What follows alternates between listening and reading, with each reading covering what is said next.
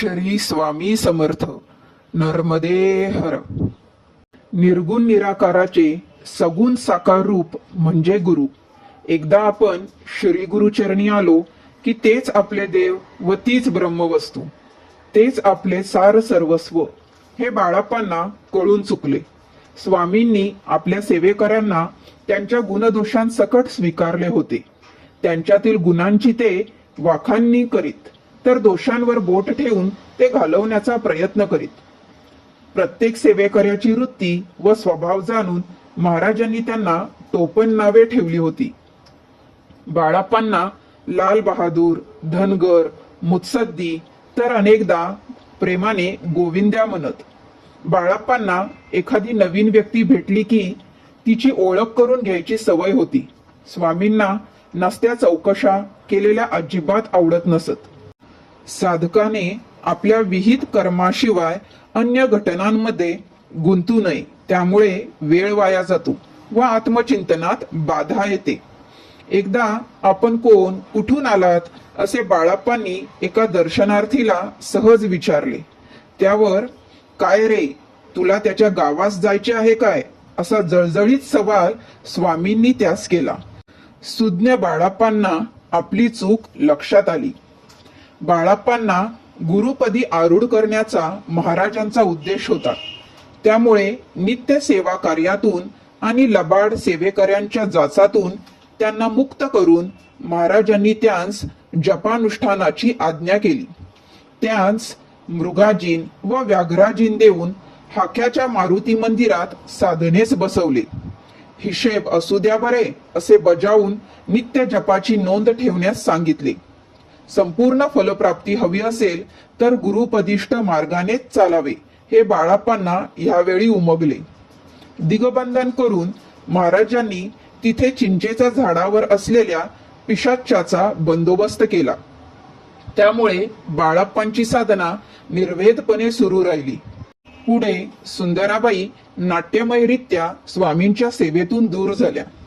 पंचमंडळामार्फत स्वामींचे 3 प्रमुख सेवेकरी नेमले गेले. त्यात बाळाप्पांना अग्रक्रम मिळाला. गणपतराव मुळे व जगन्नाथ सेवेकरी ह्या तिघांची नित्यकर्मे व त्या प्रित्यर्थ पगारही ठरवण्यात आला. परंतु ह्या तिघांनीही पगार घेणे नाकारले. बाळाप्पांचा आहार अगदी थोडा, त्यात आठवड्यातून 4 दिवस त्यांचा उपासच असे. मोहमाया नव्हती, त्यामुळे कशाचाही संग्रह त्यांच्याजवळ नव्हता. उत्पन्नाचे काही साधन नव्हते. पंचांनी पगार देऊ केला, तोही त्यांनी नाकारला. धोतर फाटले तर ठिगळ लावून वापरीत. खरे तर अन्न वस्त्र यांचे त्यांना भानच नसे.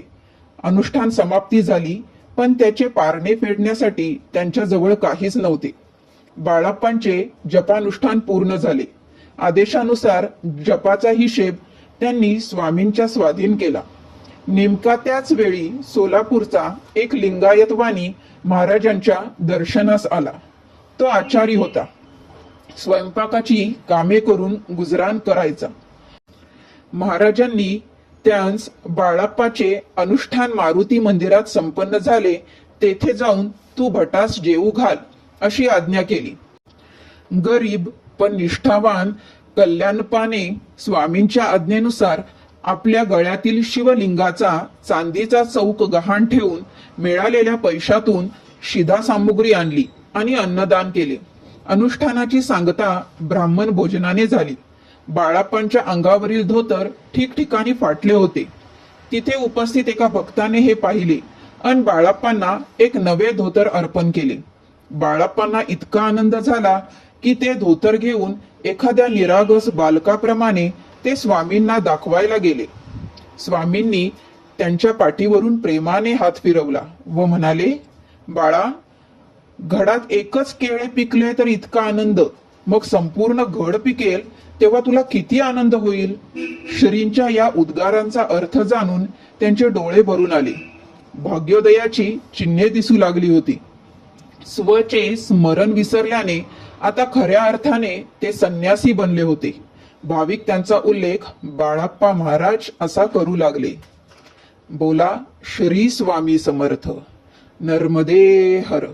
जय शंकर. बाळाप्पा महाराज की जय.